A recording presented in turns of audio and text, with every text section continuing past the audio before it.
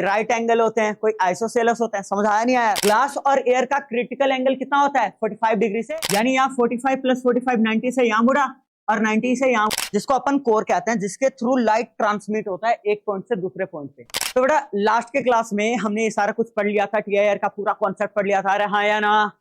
पूरा रीजन देख लिया था हमने, कंडीशन देख लिया था, बहुत बढ़िया। ठीक है, तो बेटा आज के क्लास में हम करने जा रहे हैं कुछ एप्लीकेशंस टोटल इंटरनल रिफ्लेक्शन के। तो पहला भाई, ब्रिलियंस ऑफ डायमंड। डायमंड बहुत शाइन करता है, बहुत चमकता है, देखा होगा आपने, है ना? क्या राज है भाई? डायमंड की कटिंग ही इस प्रकार से होती है। डायमंड की कटिंग ही इस प्रकार से होती है कि जब कभी भी लाइट उसमें एंटर करे ना, क्रिटिकल एंगल से ज्यादा पे एंटर करे। मतलब एंटर इस तरीके से करे कि अगर वो दोबारा क्या हो, रिफ्लेक्ट हो, ठीक है, तो वहां पे जो एंगल ऑफ इंसिडेंस बने ग्रेटर देन क्रिटिकल एंगल बने। ये ग्रेटर देन क्रिटिकल एंगल बन गया तो रिफ्रैक्शन होगा नहीं, टोटली क्या हो जाएगा? रिफ्लेक्ट। तो अंदर ही, डायमंड के अंदर ही बहुत सारे क्या हो जाते हैं? टोटल इंटरनल रिफ्लेक्शन अकर होते हैं। तो डायमंड तो चमकेगा ही ना भाई, डायमंड तो चमकेगा। अरे नहीं आ रहा क्या समझ? तो ध्यान रखना भाई, the brilliance of diamond is due to total internal reflection of light. ठीक है, कुछ चीजें याद रखनी है। डायमंड भाई, डायमंड और ग्लास में अंतर रहता है ना? ठीक है, तो डायमंड का जो रिफ्रैक्टिव इंडेक्स है ना 2.42 है, लर्न करना है। हाँ बिल्कुल ठीक, याद करना है। 2.42 होता है रिफ्रैक्टिव इंडेक्स ऑफ डायमंड। ठीक है, और इसका क्रिटिकल एंगल होता है बेटा, क्रिटिकल एंगल होता है 24.4 डिग्री। 24.4 डिग्री। डायमंड और एयर के इंटरफेस का क्रिटिकल एंगल कितना होता है? 24.4 डिग्री। ठीक है, अब देखो डायमंड को इसी प्रकार से कट किया जाता है, कट इस प्रकार से किया जाता है कि जो लाइट एक बार एंटर करे ना बेटा, और यहां देखो एक बार एंटर कर गया लाइट सॉरी, एक बार लाइट एंटर कर गया बच्चे, ठीक है, ये टुवर्ड्स नॉर्मल गया, ये टुवर्ड्स क्या गया? नॉर्मल। अब यहां पे इस पॉइंट पे इंसिडेंट होगा। अच्छा, यहां पे नॉर्मल खींचो, जो बेटा इस रे के बीच और नॉर्मल के बीच जो एंगल बनता है ना, वो ग्रेटर देन 24.4 डिग्री बनता है, यानी ग्रेटर देन क्रिटिकल एंगल बनता है। अगर देख ग्रेटर देन क्रिटिकल एंगल है और लाइट तो अब डेंसर मीडियम में है, समझ आ रहा है नहीं आ रहा है? तो यहाँ पे क्या हो जाएगा? टोटल इंटरनल रिफ्लेक्शन, यानी कोई भी लाइट बाहर नहीं जाएगा, ये टोटली क्या हो जाएगा? रिफ्लेक्ट हो जाएगा। और अंदर मल्टीपल क्या होता है जल्दी बताओ? रिफ्लेक्शन अकर होता है, और इसलिए डायमंड काफी चमकता हुआ दिखाई देता है। क्या रीजन है? सिंपल सिंपल एक रीजन है, क्या भाई? Total internal reflection. नहीं आया क्या समझ? याद, ये थोड़ा सा एक्सप्लेनेशन है, पढ़ सकते हो आप। याद करने वाली चीजें क्या है कि रिफ्रैक्टिव इंडेक्स जो डायमंड का होता है 2.42 होता है, ठीक है, और क्रिटिकल एंगल कितना है? 24.4 डिग्री। कोई दिक्कत नहीं ना? बहुत बढ़िया। अगला, हाँ भाई, shining of an air bubble in water. बिल्कुल ठीक। पानी में ना, पानी में जनरली बबल अलग से दिखते हैं आपको, पानी के अंदर शाइन करते हुए दिखते हैं। ऐसा क्यों भाई? मैं बताता हूं आपको ऐसा क्यों। अरे भाई, जब बबल बना ना, बबल बबल कब बनता है? जब अंदर एयर होता है। अरे अंदर क्या होता है? एयर। आप फूक मारते हो पानी में, है ना, कोई पाइप लेके, आप एयर पास आउट कर रहे हो, ठीक है, तो जो बबल बनता है उसके अंदर क्या होता है? एयर, यानी वो है रेयरर मीडियम। क्या बेटा? Rarer medium. और उसके बाहर क्या है? वाटर। ये क्या है? Denser medium. तो कोई भी रे ऑफ लाइट, कोई भी रे ऑफ लाइट अगर इस पे इंसिडेंट होगा बबल पे, और अगर वो ग्रेटर देन क्रिटिकल एंगल पे इंसिडेंट हो रहा है, तो टोटली क्या हो जाएगा? रिफ्लेक्ट हो जाएगा। अरे समझ आया? तो ऐसे बहुत सारी ray of light total internal reflection यहां पे दिखाती है, ठीक है, वाटर और बबल के इंटरफेस में। और इतनी सारी रे ऑफ लाइट इससे टकरा के आए, बबल से टकरा के आएगा हमारे आंखों में, तो बबल क्या दिखेगा हमें? जल्दी बताओ। अलग से दिखेगा और शाइन करता हुआ दिखेगा, है ना बेटा? बढ़िया। तो critical angle of water and air interfaces 48.75 degree आपको याद करना है। 48.75 डिग्री क्रिटिकल एंगल, ठीक है। कोई दिक्कत वाली बातचीत? अरे नहीं ना? पक्का?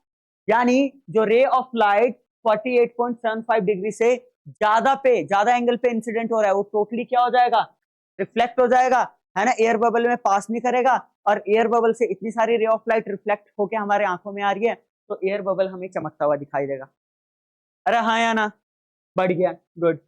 अगला आ गया मिराज इफेक्ट। भाई देखो, कहा जा रहा है कि मिराज इफेक्ट 2024-25 के सिलेबस में नहीं, बट कोई ना, एक छोटा सा टॉपिक है, पढ़ लो, क्योंकि इसका अगला ऑप्टिकल फाइबर है, प्रिज्म वाले है, वो सारे सिलेबस में, तो एक छोटा सा वो पढ़ लो यार, कुछ जानने को ही मिलेगा, मजा आएगा। मिराज इफेक्ट क्या होता है, जनरली आपने मूवीज, कार्टून कुटून कहीं भी कहीं ना कहीं देखा होगा कि जब बंदा रेगिस्तान में भटक रहा होता है, बहुत प्यास लगी होती है ना, तो उसे भ्रम पैदा होता है, मिराज, ठीक है, इसको मिराज इफेक्ट कहते हैं। उसे कहीं ना कहीं तालाब दिखता है, और जब भागते हुए उसकी पीछा करता है, उसका पीछा करता है, जब वहां पहुंचता है तो वो तो देखता है यार ये मेरा भ्रम था, है ना, बढ़िया। ये भी किसके वजह से होता है, मिराज इफेक्ट के कारण होता है, ठीक है। So mirage is an optical illusion of water observe generally in desert on hot summer days. Okay, now listen. उसे ऐसा क्यों लगता है बच्चे, उस बंदे को या जो भी है ना, जो भी पर्सन है, उसको ऐसा क्यों लगता है कि वहां पे तालाब है और जाता तो तालाब नहीं। पहले लगता तो है ना कि तालाब है, और जब वहां गया तो तालाब होता ही नहीं है, तो ऐसा होता क्यों। इसका भी जो रीजन है, TIRE है, टोटल इंटरनल रिफ्लेक्शन। यार देखो, सैंड वगैरह पता है, ये मान लो जमीन है, ये सैंड वगैरह बहुत सारी है, सैंड वगैरह बहुत गर्म हो जाता है, पता आपको, ठीक है, डेजर्ट में वैसे धूप पड़ रहा होता है, और सैंड के जो पास एयर होता है, सैंड के पास एयर होता है, बहुत ज्यादा क्या हो जाता है, हॉट, ठीक है बेटा, और हॉट एयर ऊपर उठता है। हॉट एयर क्या होता है, जल्दी बताओ, ऊपर उठता है ना, ठीक है, ठीक है, कितना ही ऊपर उठ जाएगा, पूरा थोड़ी ना ऊपर उठ जाएगा, वही वही सोच रहा हूँ, ठीक। अच्छा यहाँ देखो, ठीक है, ग्राउंड के, अच्छा, तो सैंड के पास या ग्राउंड लेवल पे जो एयर होगा, वो बहुत ज्यादा क्या होगा, जल्दी बताओ, हॉट। और ऊपर का जो एयर होगा, एटमोस्फेयर का थोड़ा सा ऊपर का एयर होगा, वो कंपेरेटिवली क्या होगा, क्या होगा, ठंडे को क्या कहते हैं, कोल्ड ना, कंपेरेटिवली क्या होगा, कोल्ड। ग्राउंड के पास जो हवा है वो हॉट है, और ग्राउंड के ऊपर क्या है, कोल्ड। अब मैं आपको बताता हूँ बेटा, जब कभी भी हॉट एयर होता है ना, तो ऑप्टिकल रेयरर हो जाता है वो, उसका रिफ्रैक्टिव इंडेक्स घट जाता है, उसका रिफ्रैक्टिव इंडेक्स क्या होता है, घट जाता है, यानी इसका लो रिफ्रैक्टिव इंडेक्स है, म्यू लेस होता है इसका, हॉट एयर का, समझ आ रहा है, समझ आ रहा है, नहीं आ रहा है। और कोल्ड एयर का हॉट एयर के मुकाबले जो म्यू होता है वो क्या होता है, ग्रेटर होता है।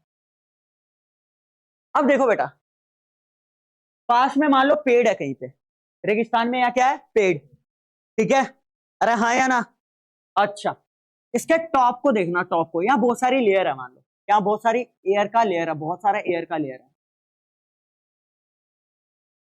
मुझे एक बात बताना, नीचे वाला सबसे हॉट होगा, हवा, ठीक है भाई, इतना ज्यादा हॉट हो जाता है ना हवा, जो रेगिस्तान में चलते हैं ना, एक कपड़ा बांध के चलते हैं, सब ढक ढुक के चलते हैं, लू लगने के डर से, ये मानते हो नहीं मानते हो, तो है ना, जमीन के पास बिल्कुल क्या है, हॉट एयर है, उसके ऊपर थोड़ा ठंडा है, थोड़ा ठंडा है, थोड़ा थोड़ा थोड़ा, मतलब ऊपर ठंडा है, समझ आ रहा है, नहीं आ रहा है, तो एयर का रिफ्रैक्टिव इंडेक्स चेंज हो रहा है, एयर का रिफ्रैक्टिव इंडेक्स चेंज हो रहा है, नीचे बहुत कम है, फिर थोड़ा ज्यादा, फिर थोड़ा ज्यादा, और ऊपर सबसे ज्यादा है।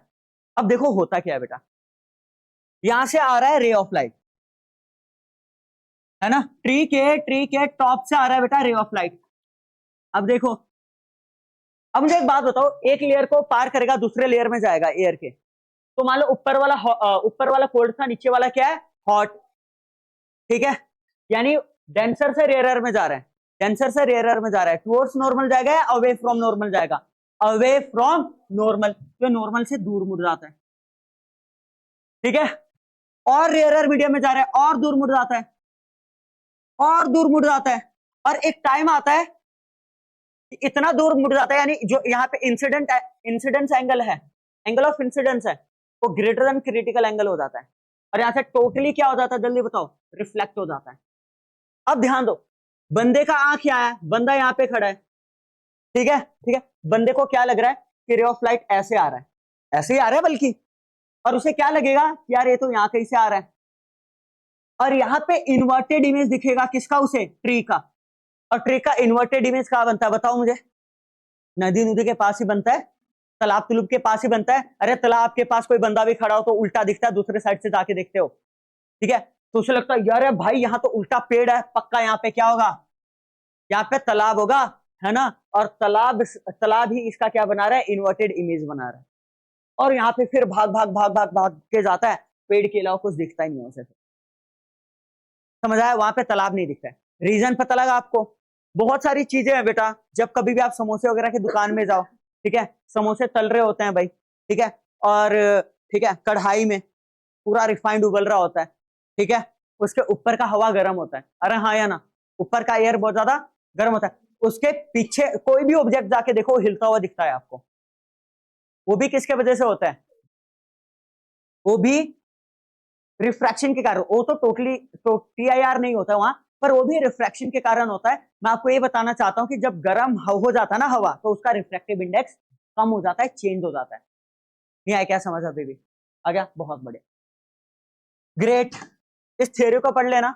अगला आ गया भाई, अगला, ओ रब्बा वाह, अगला बच्चे, totally reflecting glass prism. Yes, बहुत अलग अलग तरह के ग्लास प्रिज्म होते हैं, कई इक्विलेटरल होते हैं, कई राइट एंगल होते हैं, कोई आइसोसेलस होते हैं। समझ आया नहीं आया? बहुत अलग अलग तरह के प्रिज्म हो सकते हैं। आया ना बेटा? आया ना? तो यहाँ पे ना, जैसे मान लो आपको रे ऑफ लाइट है, कोई बीम ऑफ लाइट आप फेंक रहे हो, ठीक है बेटा, क्या फेंक रहे हो, बीम ऑफ लाइट, पर आप चाहते हो कि फेंकने के बाद वो 90 से डायरेक्शन चेंज कर ले, तो भाई प्रिज्म के हेल्प से आप बड़े प्यार से उसका डायरेक्शन चेंज करवा सकते हो, है ना, by doing TIR, total internal reflection. अब देखो होता क्या है, होता क्या है मैं आपको बताता हूँ बच्चे। यहाँ देखो ये प्रिज्म है, अभी मैं आपको प्रैक्टिकली करके देखेंगे हम लोग, आप ही कहोगे हाँ भैया ऐसा हो रहा है, प्रैक्टिकली करेंगे सेम प्रिज्म लेके, ठीक है। पर 2 मिनट के लिए देखो, पर यहाँ पे 2 मिनट के लिए देखो भैया, देखो प्रिज्म कुछ इस तरीके से राइट एंगल है, ठीक है, at P, at point P, ठीक है, बहुत बढ़िया। रे ऑफ लाइट हमने ऐसे भेजा, ओए इस वाले इंटरफेस पे तो नॉर्मल इंसिडेंस हुआ ना, तो रिफ्रैक्शन अकर नहीं होगा, है ना, अपना पाथ चेंज नहीं करेगा और सीधा चला जाएगा, अरे हाँ या ना। इस वाले इंटरफेस में देखना, इस वाले पॉइंट ऑफ इंसिडेंस में देखना, या नॉर्मल बनाने की कोशिश करो, और ये वाला एंगल डेफिनेटली कितना होता है, 45 डिग्री। अरे यार पता है क्या, मैं आपको बताता हूँ ये 45 होता क्यों। ये पूरा क्या होता है 90, पूरा क्या होता है 90, तो हाफ हाफ कितना हो जाएगा 45 एंड 45, ठीक है। एंगल अब RQ इंटरफेस में कितने एंगल पे इंसिडेंट हो रहा है, 45 एंगल पे, 45 डिग्री पे। समझ आ रहा नहीं आ रहा है, कितने डिग्री पे, 45 डिग्री पे, जो कि ग्रेटर देन क्रिटिकल एंगल है, क्योंकि ग्लास और एयर का क्रिटिकल एंगल कितना होता है, 45 डिग्री से कम होता है, ठीक है। और आप 45 डिग्री पे इंटरफेस करवा रहे हो, 45 डिग्री पे इंसिडेंट करवा रहे हो, तो यहाँ पे क्या क्या होगा जल्दी बताओ, क्या वो पार जाएगा, नहीं ना, डेंसर मीडियम में क्या हो जाएगा, रिफ्लेक्ट हो जाएगा, टोटली क्या हो जाएगा, रिफ्लेक्ट हो जाएगा। नहीं आएगा समझ? तो अगर एंगल ऑफ इंसिडेंस 45 है, तो रिफ्लेक्शन भी इस तरीके से होगा कि ये भी कितना बना है 45, यानी टोटल कितने से बेंड हो गया ये जल्दी बताओ, 90 से, 45 प्लस 45 90। अब आया समझ? अरे नहीं आया क्या समझ? कोई दिक्कत वाली बातचीत नहीं। यहां पे 90 से बेंड हुआ, कितने से बेंड हुआ 90 से। यहां आप देखोगे टोटली ऐसे रेज आ रहा है और टकरा के ऐसे आ रहा है, तो कितने का एंगल हुआ 180 का ना, है ना, कितने का एंगल चेंज हो गया 180 का। कोई दिक्कत वाली बातचीत नहीं। अब देखो डिपेंड करता है कि आप, जैसे ये देखो ये है राइट एंगल प्रिज्म, है ना, राइट प्रिज्म है, ये वाला क्या है बेटा, इक्विलेटरल या आइसोसेलस हो सकता है, जो भी है, बस इंसिडेंट करवाने के ढंग पे डिपेंड करता है, ठीक है। अब यहाँ पे देखो ध्यान से, यहाँ पे हमने इंसिडेंट करवाया बच्चे, अभी हम प्रैक्टिकली देख लेंगे, डोंट वरी। यहाँ पे हमने क्या करवाया, इंसिडेंट करवाया, रे ऑफ लाइट, डेफिनेटली यहाँ पे नॉर्मल बनाओगे तो यहाँ 45 डिग्री पे 45 डिग्री पे इंसिडेंट होगा, तो भाई ये TIR हो जाएगा, टोटल इंटरनल रिफ्लेक्शन। और अब यहां भी क्या हुआ, यहां भी नॉर्मल इंसिडेंस तो नहीं हो रहा है ना, यहां भी अगर आप नॉर्मल बनाओगे तो ये वाला एंगल भी कितना आता है, 45 आता है, यानी यहां भी क्या हो जाएगा, TIR। समझ आया, यानी यहाँ 45 + 45 90 से यहां मुड़ा और 90 से यहां मुड़ा, यानी टोटल कितना मुड़ा है, 180 डिग्री। नहीं आया क्या समझ, अरे नहीं आया क्या, बहुत बढ़िया। बढ़िया, आगे चलते हैं। बताओ कोई डाउट है तो यार। अब देखो यार, मेन है ना, क्वेश्चन अच्छे से क्लियर करेगा इस कॉन्सेप्ट को, पहले बता रहा हूं। क्वेश्चंस लगाएंगे हम बहुत सारे, ठीक है, अभी तो फिलहाल अपन थ्योरी पढ़ रहे हैं, ठीक है, बहुत मजा आएगा एंड डेफिनेटली हर एक कॉन्सेप्ट क्लियर होगा, बट हम प्रैक्टिकली समझ चुके हैं कि TIR क्या क्या करता है, ठीक है। रे ऑफ लाइट को 90 से मोड़ सकता है, 180 से भी मोड़ सकता है, ठीक है, बढ़िया। अगला कॉन्सेप्ट भाई, ऑप्टिकल फाइबर किस किसने देखा है बेटा। ऑप्टिकल फाइबर एक ऐसा फाइबर होता है, मतलब एक ऐसा वायर होता है जो लॉन्ग डिस्टेंस ट्रांसमिशन के बहुत काम आता है। आपने सिग्नल्स वगैरह भेजना है, लाइट लूट भेजना है, ठीक है, ठीक है, बड़े प्यार से उस पतले, बहुत पतले पतले भी होते हैं, बहुत मोटे मोटे भी होते हैं, समझ आया नहीं है। जो ऑप्टिकल फाइबर के थ्रू ना बहुत कई किलोमीटर आप कोई भी सिग्नल भेज सकते हो in the form of light, ठीक है, without any loose of data.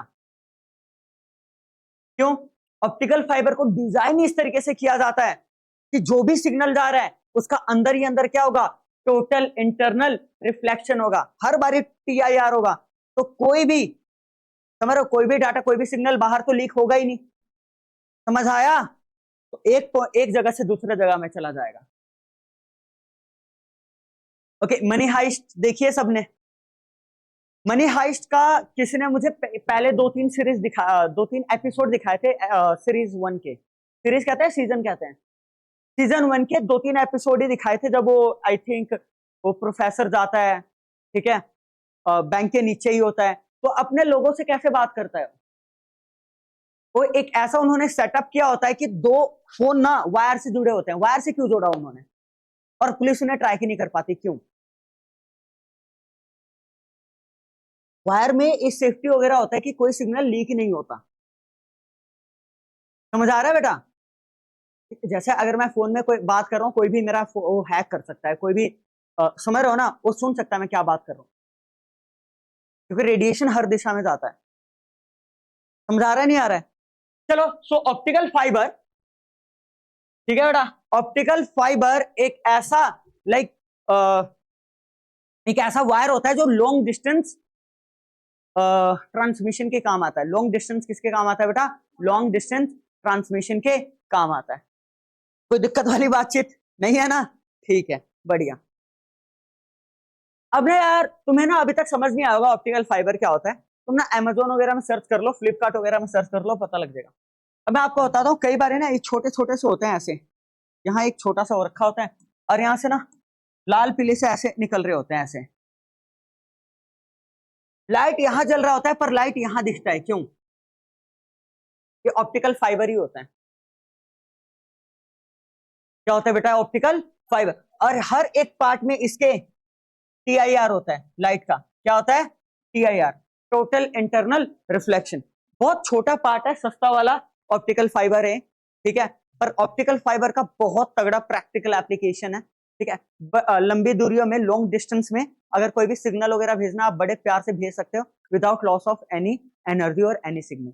समझ आ रहा है ना, बढ़िया। चलो इसको थोड़ा सा महसूस करते हैं, ठीक है। मैं आपको दिखाता हूँ ऑप्टिकल फाइबर क्या चीज है। ये देखो, ऐसा देखा होगा, ये देखो, ऐसे बात कर रहा था मैं, ये बच्चे आपको बहुत पतले पतले से केबल दिख रहे हैं ना, ये ऑप्टिकल फाइबर है भाई।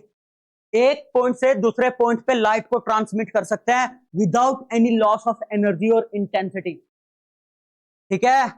कोई भी लाइट सिग्नल हो या सिंपल लाइट हो, उन सबको ट्रांसमिट कर सकते हैं, बिल्कुल, मतलब एक भी इंटेंसिटी लूज नहीं होता है इसमें, ठीक है, क्योंकि टोटल इंटरनल रिफ्लेक्शन होता है। अब कैसे होता है, इसको डिजाइन ही कुछ इस तरीके से किया जाता है। अभी मैं इसकी थ्योरी पढ़ाऊंगा, तो समझ आ रहा है, बहुत मजा आने वाला है। जैसे यहां देखना, यहां देखना, अभी अभी अपन थोड़ा सा जाएंगे बैक और देखेंगे इसका।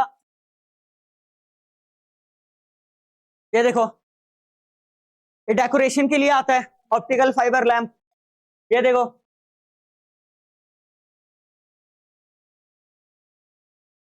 सिर्फ कितना का है, मैं किसी का प्रमोशन नहीं कर रहा हूं भाई, ठीक है, बट स्टिल कितने का है, 400 का है। ऑप्टिकल फाइबर है सारे, लाइट यहाँ पे जनरेट हो रहा है और एंड में दिख रहा है, दिख रहा है आपको, हर जगह लाइट दिख रहा है। तो ये ऑप्टिकल फाइबर का ही बना होता है, बहुत बढ़िया। अब यदि आप ऑप्टिकल फाइबर के इंटरनल स्ट्रक्चर के बारे में जानना चाहते हैं तो देख सकते हैं हम इधर।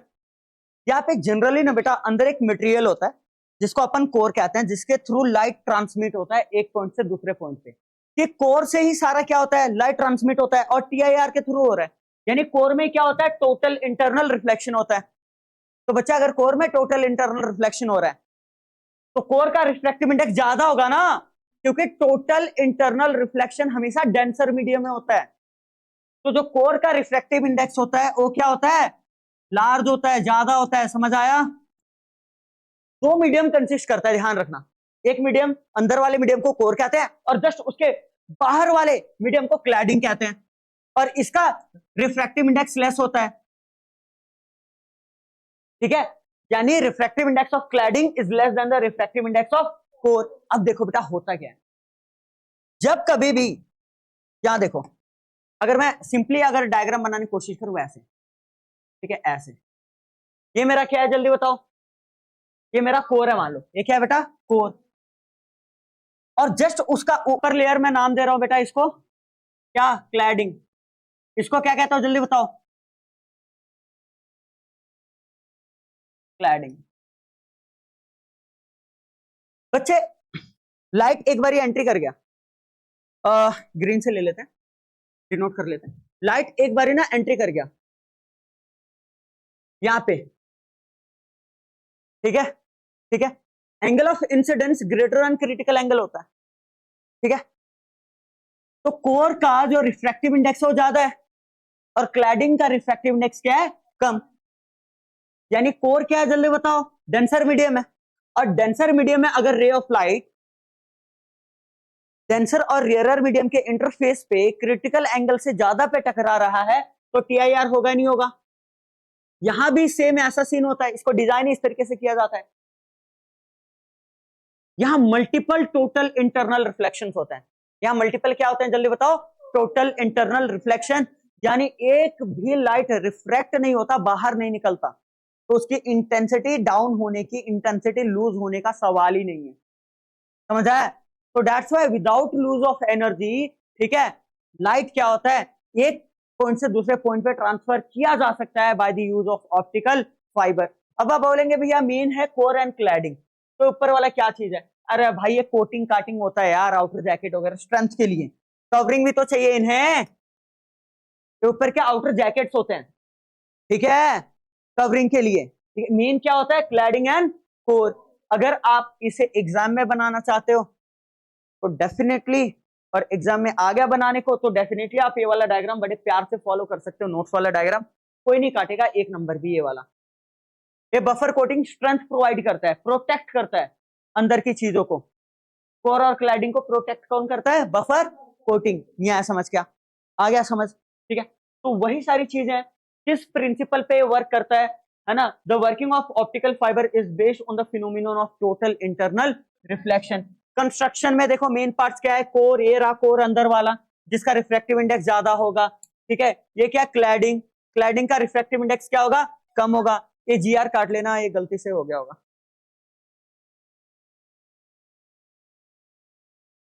ठीक है। अगला है बफर कोटिंग। बफर कोटिंग सबसे आउटर जैकेट है जो उसको स्ट्रेंथ प्रोवाइड करता है। अरे नहीं आया क्या समझ, ठीक है, बढ़िया।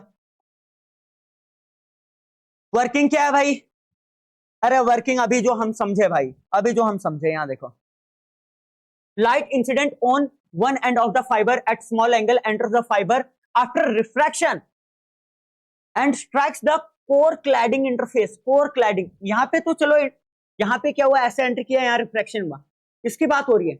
ये हमारा क्या है, बाहर वाला क्या है क्लैडिंग, और अंदर वाला क्या है भाई कोर। ये हमारा core cladding interface. Core cladding interface पे जब ये टकराता है तो angle of incidence greater than critical angle होता है, तो टोटली क्या हो जाता है, रिफ्लेक्ट हो जाता है। सेम सिनेरियो है यहाँ पे, सेम यहाँ पे, सेम यहाँ पे, एंड सो ऑन चलता रहता है। समझ आया नहीं आया, कोई दिक्कत है क्या? बढ़िया, कोई दिक्कत नहीं है, ठीक है भाई। Light thus travel inside the optical fiber along a zigzag path as shown in figure, and there is almost no loss of light through the sides of the fiber due to the absorption by the core. बढ़िया, क्योंकि core में ही सारा light है ना, बाहर जा ही नहीं रहा, क्योंकि टोटली क्या हो जा रहा है, जल्दी बताओ, टोटली रिफ्लेक्ट हो जा रहा है। बढ़िया भाई बढ़िया। इसके एप्लीकेशंस क्या है बच्चे, यहाँ देखो, एप्लीकेशंस ऑफ ऑप्टिकल फाइबर, तो याद करना है भाई, 3-4 तो याद होने चाहिए आपको। तो ऑप्टिकल फाइबर का डेफिनेशन, प्रिंसिपल क्या है, कंस्ट्रक्शन, डायग्राम, वर्किंग। समझ आया? 3 नंबर का भी आता है पेपर में सिर्फ ऑप्टिकल फाइबर। अरे हाँ या ना, सच बोलना, कॉन्सेप्ट आसान था या नहीं था? या तो कुछ था ही नहीं यार, अंदर ऐसा मटेरियल है जिसका रिफ्रैक्टिव इंडेक्स ज्यादा है, जिसे कोर कहता है, बाहर एक ऐसा मतलब कि मटेरियल है जिसका रिफ्रैक्टिव इंडेक्स कम है, जिसे अपन क्या कहते हैं, क्लैडिंग कहते हैं, ठीक है। और टीआईआर तो भाई कोर से क्लैडिंग इंटरफेस में ही होना है, यानी कोर में ही होना है, मतलब डेंसर मीडियम में ही होना है। और बाहर जो जैकेट्स है वो प्रोटेक्शन स्ट्रेंथ वगैरह के लिए होता है। इतना इजी है, अभी भी नहीं आया समझ। और इसको टिपिकल बनाना है, बना सकते हो, बाकी मर्जी। ये सारी चीजें बहुत बेकार है, डेरिवेशन इस चैप्टर के बहुत बेकार है, सब कुछ बहुत बेकार है। आपको क्वेश्चन प्रॉब्लम सॉल्विंग में ज्यादा ध्यान देना पड़ेगा, कॉन्सेप्चुअल क्वेश्चन में ज्यादा ध्यान देना पड़ेगा, प्रैक्टिस ज्यादा करनी पड़ेगी। समझ आया ना? चैप्टर बहुत आसान है। अच्छा, optical fibre are used to transmit light without loss of intensity over long distances of several kilometre. बहुत कई किलोमीटर अगर आपको लाइट ट्रांसमिट करना है तो आप ऑप्टिकल फाइबर का यूज कर सकते हो। फायदा क्या है कि उसकी इंटेंसिटी भी नहीं घटती है, ठीक है, बढ़िया। Optical fibre are used in the manufacture of medical instrument called endoscope for visual examination of stomach and intestine etc, ठीक है, इंटेस्टाइन, ओके, इंटेस्टाइन बोलेंगे ना इसको, ठीक है, बढ़िया। स्टमक वगैरह का या इंटेस्टाइन वगैरह का अगर आपको क्या करना है, विजुअलाइजेशन, अरे विजुअलाइजेशन, एग्जामिनेशन करना है, अगर आपने उसका क्या करना है, एग्जामिनेशन करना है, तो उसमें भी क्या यूज होता है, ऑप्टिकल फाइबर यूज होता है एंडोस्कोप में। किसमें बेटा? एंडोस्कोप में। अगला, optical fibre are used in telecommunication, that is in transmitting audio and video signals to the long distances. कभी आपने सोचा है कि ये जो यहाँ प्रोजेक्ट हो रहा है ना, यहाँ प्रोजेक्ट करवाने के लिए वायर से जुड़ा है ये चीज। जैसे एक मेरे पास मॉनिटर है, दूसरा मॉनिटर ये है, ठीक है, तो जो मॉनिटर ये वाला दिखा रहा है वही मॉनिटर ये वाला दिखा रहा है, कैसे बताओ भाई कैसे?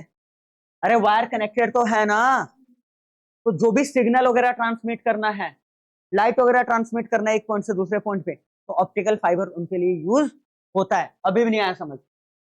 नहीं आया क्या? आ गया? In the form of photometric sensors, optical fibre are use in measuring the blood flow to the heart. अब इसको ज्यादा डीपली में जाने की जरूरत नहीं है, मेन 3 याद कर लेना, ठीक है।